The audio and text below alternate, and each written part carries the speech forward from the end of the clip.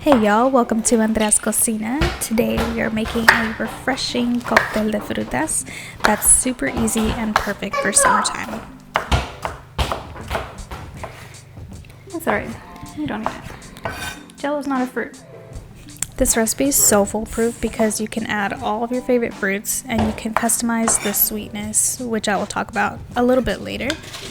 And it comes together so fast and you don't have to cook anything. And depending on how fast you can chop up your fruits, then it can come together pretty quickly. Here you go. It's perfect for summer because it's served cold and it satisfies all the cravings for sweetness in the summertime. And you can even put aside some fruits without the sweetened creamer if you have a toddler, and you can give it to them whenever they're ready for their snack. So I included all the fruits that I love into this cocktail.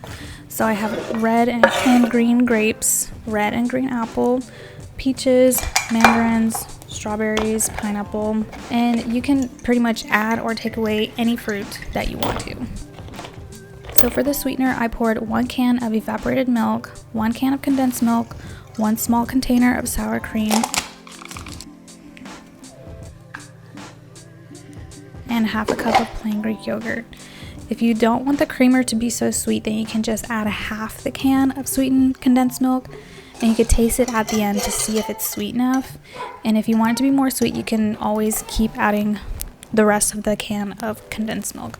I used a full can of sweetened condensed milk.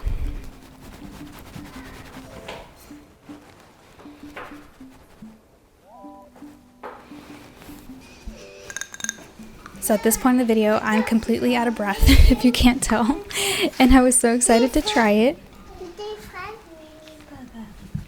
I was so excited to try it, and it was so good because it satisfied all my cravings for sweetness and the refreshing fruit, and I really love it.